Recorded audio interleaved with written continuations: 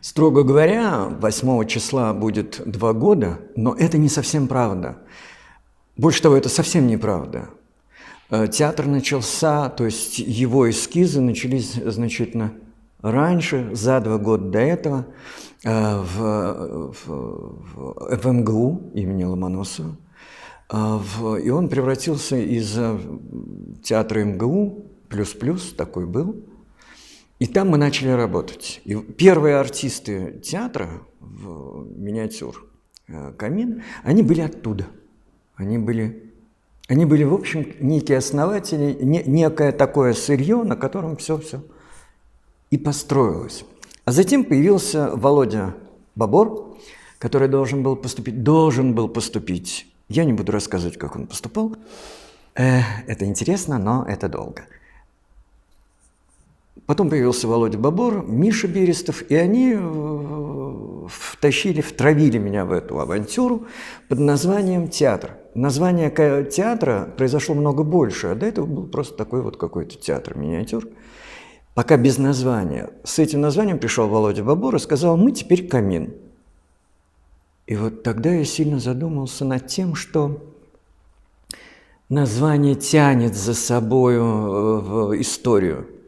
И вот этот камин, как бы мы там что-то не придумали, вот этот камин, он предполагался же «come in», идите. Вот он тогда предполагался. Но, во всяком случае, все как-то получилось очень хорошо, театр развивался, появилась первая работа, которая называлась «Я вернусь», она была посвящена войне, и как-то мы ее быстро сделали. А уже основной спектакль первого года «Море», он уже был такой вполне себе собственность театра миниатюр «Камин». Работаем мы на разных площадках в Москве, что тоже, в общем, неплохо. И мы так где-то как черт с табакерки появляемся, то там, то тут. И надеемся, мы будем долгое время это делать, хотя очень хочется, чтобы была своя площадка, чтобы черт, наконец, остановился в своей табакерке. Табакерка – хорошее слово. Вот как-то это то, что о театре. На сегодняшний день театр представляет из себя набор хороших людей. Часто не профессиональных, но хороших людей. Олег Николаевич Ефремов задавался хорошим вопросом, что лучше, хороший человек или хороший артист? Никто так и не смог ответить на этот вопрос. Мы, наверное, тоже не сможем. Конечно, сочетание двух этих явлений было бы хорошо. Но я верю в театр, театр будет жить. Актер – это вообще работа такая. Актеров мало. Вообще актеров мало. Само по себе. Актер подразумевает не себя, а тех, кто вокруг. Это редкое явление, это очень сложно, это трудно. Работать на другого, на партнера работать. Пока это сложно, и современная школа не всегда это дает. Это куда-то ушло. Вернется, обязательно вернется. Но пока пора актеров-сольников, актеров, которые «я есть». А Константин Сергеевич утверждал, и я думаю, он правильно это делал, что театр – это штука коллективная, и что Фаина Георгиевна Раневская просто бесилась всегда на сцене, если она не чувствовала партнера, если партнер работал не на нее. И вообще люди, которые учились там, у которых была школа Станиславского, для них было важно партнер, для них важно было вот эта вот вольтова дуга между партнерами и вольтова дуга, которая шла в зал. Вот это было крайне важно для них. Сейчас немножечко. Это не значит, что это плохо. Попробовать надо все. Я не говорю, что сейчас актеров нет. Есть блистательные люди, звезды. Но отсутствие вот этого все-таки не хватает театру. Особенно театру миниатюр «Камин». Мы не в том состоянии на сегодняшний день, чтобы что-то менять. Не потому, что это плохо или хорошо, но это не то состояние, не тот период, не тот отрезок времени, когда что-то надо менять. Потому что ничего не хочу переигрывать, ничего не хочу, потому что это знаете, как ребенок рождается, и в этот момент, не, давайте поменяем, пусть это будет не мальчик, пусть это будет девочка, давайте обратно, и нет, это... Театр рождается. Театр вообще это штука, которая рождается достаточно долго. Он и умирает достаточно быстро, но и достаточно долго рождается. Театр должен рождаться. И без этого требовать от него нельзя. Терпеливо идти шаг за шагом, и он придет. Ничего не хочу менять. Считаю, что все, что на сегодняшний день все хорошо идет. Учить улыбаться. Это сложнейшая задача. Когда ты улыбаешься, не потому что тебя там где-то, а улыбаешься. Потому что добро, потому что смешно, потому что весело. А не потому что прикольненько. Вот, наверное, вот это. И попытаться возвращать, чуть-чуть возвращать интерес к культуре. Пытаться. Это не значит, что мы камень сейчас в топку все выбрать. Нифига. Нет, учиться, хотеть, возбуждать желание думать, возбуждать желание знать что-то больше, чем угадывать и ставить флешечку там, где это нужно. И постараться...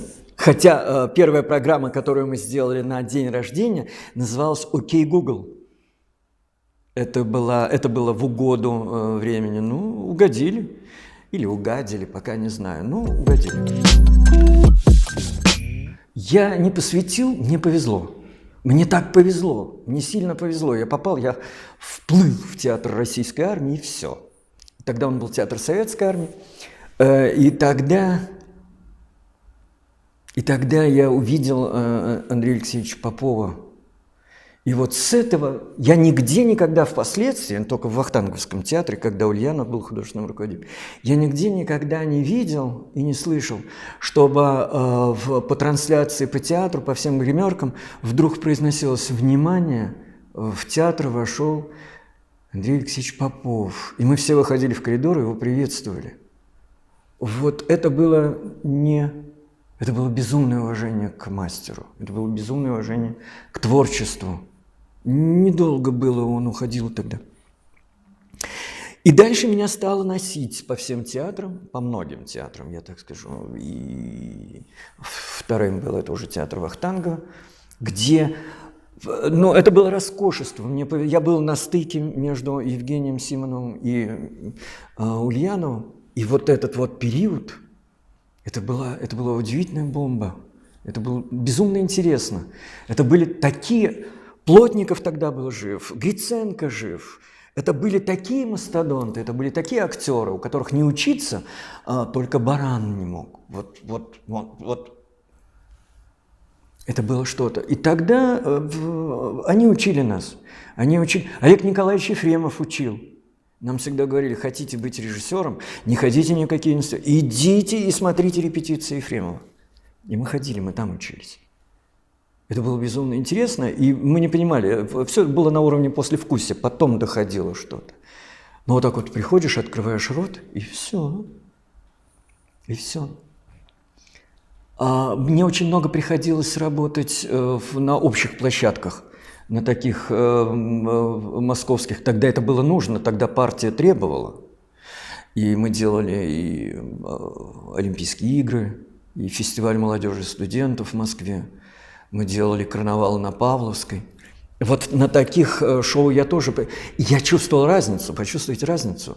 Но это было средоточие хороших людей, которые что-то фонтанировали, что-то придумывали, что-то хотели делать. Я был маленьким ребенком, я был в 8 классе, и школа была... И тогда современник... Вот, наверное, оттуда. Современник шествовал над нашей школой, и меня отправили туда выступать, в Современник, на юбилей. И поскольку что-то такое мы сделали, наверное, не так плохо, нас решили познакомить с Табаковым, он тогда был директором театра. И я просто запомнил эту штуку, когда он протягивает, ну, тут, ну, маленькому пацану, там, что-то какой-то отросточек я ему тащу, он говорит: Табаков. Я говорю: Гвоздков. Я помню, это было, да, это было очень смешно, он ржал тогда не по-детски, смеялся, и вот старик Державин нас и в гроб сходя благословил. Вот такая была, да, много было смешных встреч такого сорта. То, что я буду в театре, стало понятно где-то во 2 классе, наверное, во 2, не знаю, чем это было продиктовано, я не помню. Но я понимал, что кроме театра ничего в этой жизни нет. Мне даже повезло видеть репетиции Фаины Георгиевны. Просто повезло. Случайно я должен был приехать по другому поводу. И тут я завис на несколько дней, видя вот это видя, вот это наблюдая. Актеры, которые находились в пространстве рядом с Фаиной Георгиевной, у них другого выхода не было, как работать. Просто другого выхода, она могла убить. Ну, это было безумно интересно. Когда актер возбуждает в тебе желание что-то делать, требует от тебя, просит и дает тебе петик, это были уроки высшего пилотажа. Это было страшно интересно. Спектакли, к которым я приложил руку, лучше бы я не прикладывал. Мне не повезло в соучастии в спектакле, потому что это было советское время в основном. И мне стыдно, что я был соучастником спектакля «Конец» в Театре Советской Армии. Это последние дни Адольфа Гитлера. Это был такой политический заказ, это была такая дешевая драматургия. Нет, о драматургии там речи не было вообще никак. Все ждали, когда же он, наконец, примет этот яд, и когда его застрелят. Все хотели очень этого. Голубкина тогда, Зою Космодемьянскую, делала такой... Ужасная работа, постыдная по сей день. В какие еще? Мы начали делать «Шинель» в театре Вахтангова, но спектакль не вышел. Но это была грандиозная задумка. Я особенно с большим интересом наблюдаю за Володей Бобором. Талантливый мальчик, хороший. Он подавал надежды, будучи желающим быть актером, но на сегодняшний день он увлекся театральным менеджментом. И мне кажется, ему это удается. У него хороший партнер. И только благодаря этому партнеру, Анечка Малянова, наверное, вы ее не знаете, вот благодаря ей движется этот театр, благодаря ей, вот что хочется об Ане Маляновой сказать, она немножко забегает вперед и тащит как бы театр за собой. Ребята, там уже написано, что вы гениальны, и театр вынужден двигаться в эту сторону. И вот это мне очень нравится. Владимир Анатольевич Большаков – это наш драматург, который пишет очень много не только для нас, надо сказать, не только для нас, он пишет вообще по любому поводу, но мы пользуемся более активно его драматургией. Сейчас на столе лежат у нас 4 пьесы его, подобные «Морю». Это пьеса «День полной независимости», «Сотри все» и новая версия, следующая серия «Море». Вот эти пьесы мы сейчас готовим к работе. И я надеюсь, у него уже в планах написать сказки взрослые в стихах. Он очень любит в стихах это писать. Вот по русским народным. Сейчас у него в работе «Царевна-лягушка», «Молодильные яблоки» и «Три медведя». Вот надеюсь, что все это будет. Но это счастье, что у нас есть Владимир Анатольевич Большаков, который вот пишет для нас и пока не иссякает.